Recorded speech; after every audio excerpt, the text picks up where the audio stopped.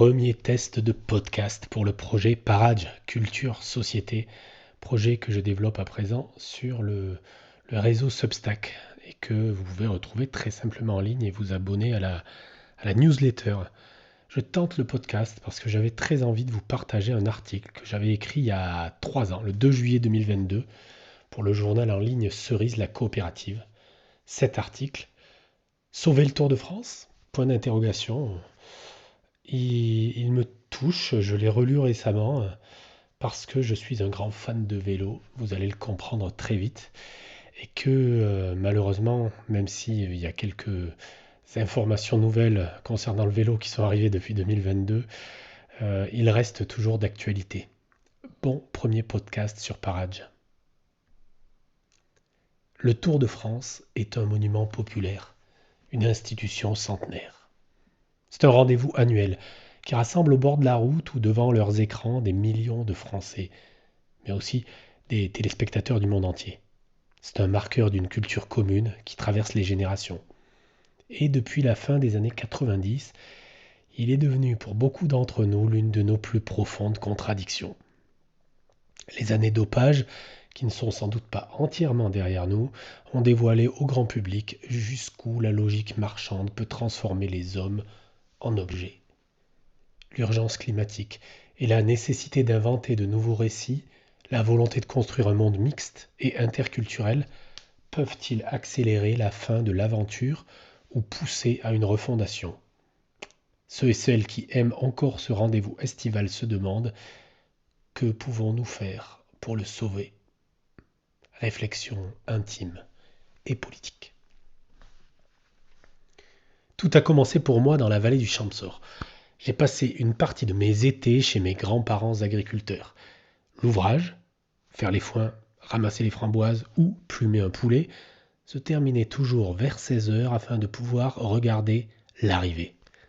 La télé était minuscule et je ne comprenais pas grand-chose. Laurent Jalabert, Laurent Fignon, à cette époque les héros de ma famille, portaient mon prénom. J'ai aussi le souvenir nostalgique d'un pique-nique au bord de la route Napoléon, à 2 pas de la maison. En fait, je ne me remémore ni la caravane publicitaire, ni même les coureurs. Je me souviens de mon papy Milou et de ma mamie Marthe, du repas et des rires. Une passion populaire est d'abord une passion familiale. Le Tour, dans les Alpes, c'est un peu une religion, mais sans la messe et avec de l'émotion, des pleurs, des rires et de la démesure. Devant le petit écran posé sur le frigo, ou même en lisant le Dauphiné libéré, ici on dit le Daubé. L'effet numéro 1 du Tour, c'est de rendre les gens vivants. J'ai compris récemment qu'on ne mesure pas la qualité d'une vie à sa longueur, mais à sa largeur. Les émotions que procurait le Tour dans ma famille rendaient la vie plus grande que la vie.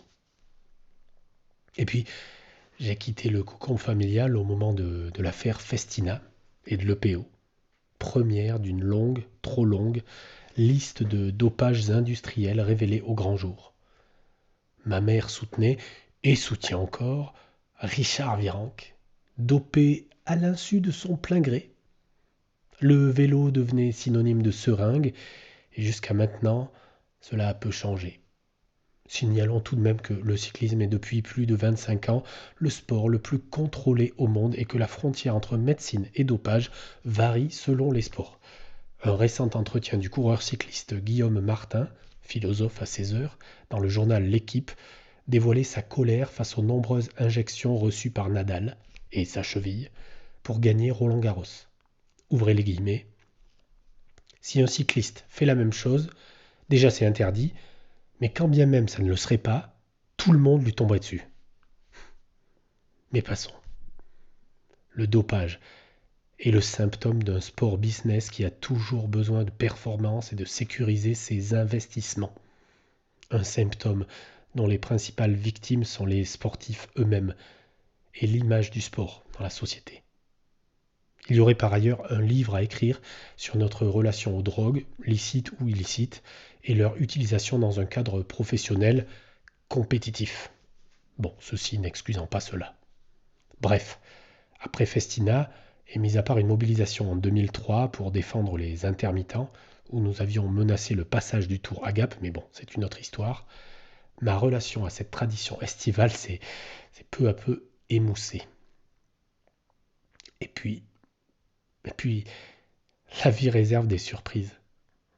Le journal L'Humanité, qui est une longue histoire partagée avec le Tour, a dans ses rangs l'une des plus grandes plumes qui suivent chaque année la caravane. Ces papiers quotidiens sont d'une poésie pure. Il sait dire nos doutes d'amants déçus, nos joies quand le scénario prévu est déjoué, la beauté de l'effort héroïque, la folie des foules au bord des routes, l'incroyable combat entre l'homme et les éléments. Jean-Emmanuel Ducoing, puisque c'est son nom, m'a retenu au Tour de France, comme on retient un ami à la fin d'une fête. Allez, reste. Moi, le comédien, amoureux de récits et d'histoires, en colère contre un théâtre qui ne sait plus raconter, je revenais au Tour, au meilleur des moments. Les Français, Bardet et Pinault, étaient de nouveau sur le podium. Je jouais à Avignon et les horaires de repos tombaient, comme par hasard, au moment de l'arrivée. Je me coupais du monde pour vibrer devant une télé. Plaisir solitaire, presque honteux, dans un milieu culturel enclin aux railleries sur les dopés. Je suis revenu au Tour, car il écrivait chaque jour une histoire inédite. Bon, bien entendu, le pronostic final sur les Champs-Élysées, est difficile à déjouer. Les équipes riches ont les meilleurs coureurs, satané capitalisme, mais chaque étape est un combat à gagner et tout est toujours possible. L'année 2019 fut sans conteste la plus incroyable depuis des décennies.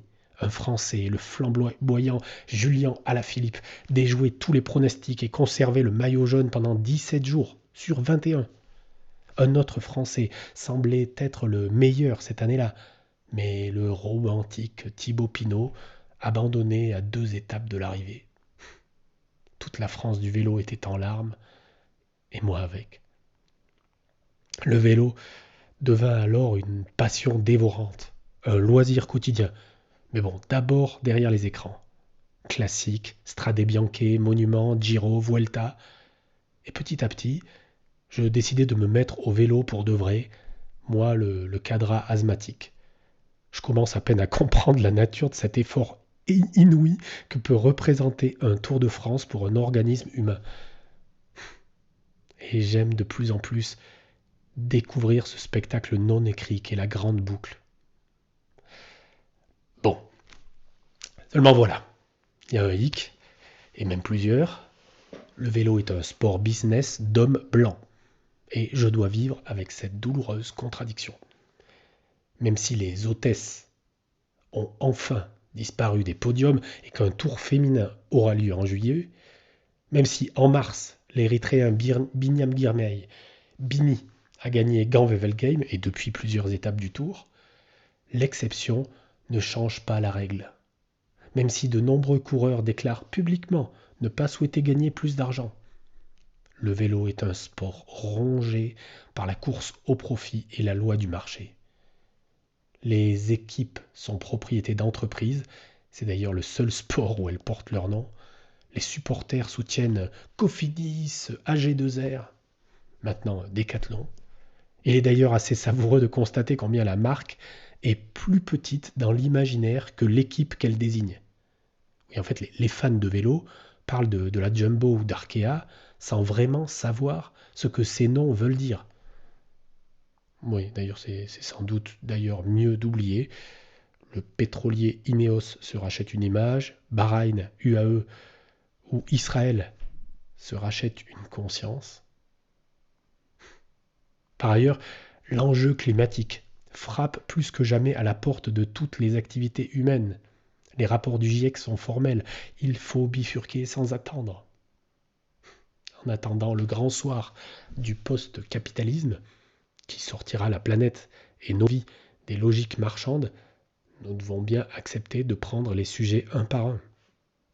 Et donc, nous interroger sur ce que nous souhaitons garder, ce que nous souhaitons stopper, ce que nous devons transformer. Le Tour de France est ici une cible légitime. L'impact carbone de l'épreuve ne se mesure pas seulement à sa caravane publicitaire ou à ses centaines de bus et poids lourds. Il est aussi un outil au service d'un modèle de société marchand et mondialisé. C'est chaque année une fièvre publicitaire, un hymne à la compétition. Ce sont des centaines d'heures de vidéos partagées partout sur la planète. C'est une machine à cash pour la multinationale propriétaire de l'épreuve, ASO, également propriétaire du journal L'Équipe, mais aussi pour des dizaines d'autres grands groupes. Ces simples faits éloigneraient tout militant de gauche et écologiste en quête de pureté révolutionnaire. Le Tour de France fait peut-être déjà partie de l'ancien monde. Et pour beaucoup, sa disparition serait une bonne nouvelle. La politique est toujours affaire de culture. Il apparaît simple à certains militants de s'attaquer au bonheur des autres. Et même si la campagne électorale a caricaturé jusqu'au dégoût une pseudo-écologie punitive pour mieux discréditer toute idée de changement, il va bien falloir prendre ensemble des décisions. Parler de nos modes de vie, de notre rapport à la liberté, au plaisir. Le Tour de France est une passion culturelle. Il porte en lui des savoirs, des mémoires, des leçons de vie. Il parle d'efforts, de dépassement, de joie et de détresse. Il nous parle chaque été d'hommes solidaires et solitaires qui affrontent la nature avec un simple vélo. C'est une histoire passée et une histoire toujours au futur. Un inattendu spectaculaire. C'est une fièvre commune qui nous traverse pour nous dire la force de notre humanité et sa fragilité tragique. C'est un art comme un autre. Pour le sauver, il n'y a pas beaucoup d'issues. Il faut assumer au grand jour notre amour pour le Tour et ce qu'il rend vivant en nous. Et dans un même mouvement, nous battre ensemble pour faire reculer le marché et fixer des règles nouvelles. Inventer un sacrement, donner une place à la parole des coureurs dans les prises de décision. Supprimer la caravane publicitaire et tous les inutiles calicots bariolés qui polluent chaque étape. Interdire à ASO de se faire subventionner par les collectivités, limiter le nombre d'hélicoptères, profiter des temps d'antenne pour valoriser le vélo dans sa diversité partout dans le monde. Bah oui, le sport c'est bon pour la santé, pour les comptes de la Sécu et pour le climat. Et surtout, supprimer les oreillettes aux coureurs. Allez, un autre monde et autre couple. Et d'ici là, ma petite newsletter sur Substack. À très vite.